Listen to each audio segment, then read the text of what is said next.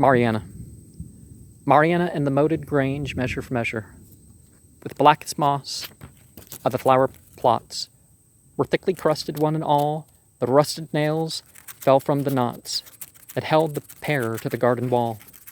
The broken sheds looked sad and strange, unlifted was the clinging latch, weeded and worn the ancient thatch upon the lonely moated grange. She only said, "My life is dreary, he cometh not," she said. She said, "I am a weary, I would that I were dead."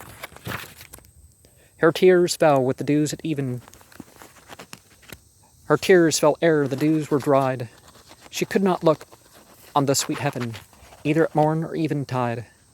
After the flitting of the bats, when thickest dark did trance the sky, she drew her casement curtains by, and glanced athwart the gleaming flats. She only said, "The night is dreary, he cometh not," she said. She said, "I am a weary, I would that I were dead." Upon the middle of the night, waking, she heard the night fowl crow. The cock sung out an hour ere the light. From the dark fen, the oxen's low came to her without hope of change. In sleep she seemed to walk forlorn, till cold winds woke the grey-eyed morn about the lonely moated grange. She only said, "The day is dreary, he cometh not," she said. She said, "I am a weary, I would that I were dead." About a stone cast from the wall, a sluice with blackened waters slept, and o'er it many, round and small, the clustered marish mosses crept.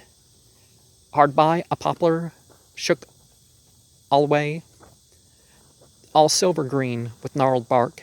For leagues no other tree did mark the level waste, the rounding grey. She only said, "My life is dreary, he cometh not," she said.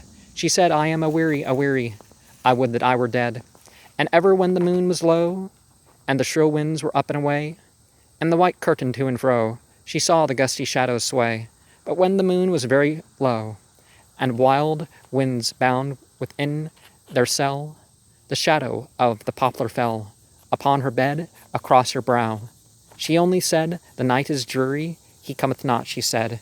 She said, "I am a weary, I would that I were dead." All day, within the dreamy house, the doors upon their hinges creaked. The blue fly sung in the pane, the mouse behind the mouldering wainscot shrieked. Or from the crevice peered about, old faces glimmered through the doors, old footsteps trod the upper floors, old voices called her from without. She only said, "My life is dreary, he cometh not," she said. She said, "I am a weary, I would that I were dead." The sparrows chirrup on the roof, the slow clock ticking, and the sound which, to the wooing wind aloof, the poplar maid did all confound her sense, but most she loathed the hour when the thick moated sunbeam lay athwart the chambers, and the day was sloping toward his western bower. Then said she, "I am very dreary, he will not come," she said.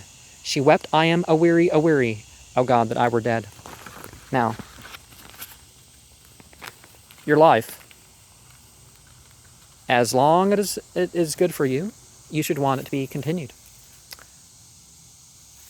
And by good for you, I mean your overall merit and reward, your status that you have accomplished spiritually.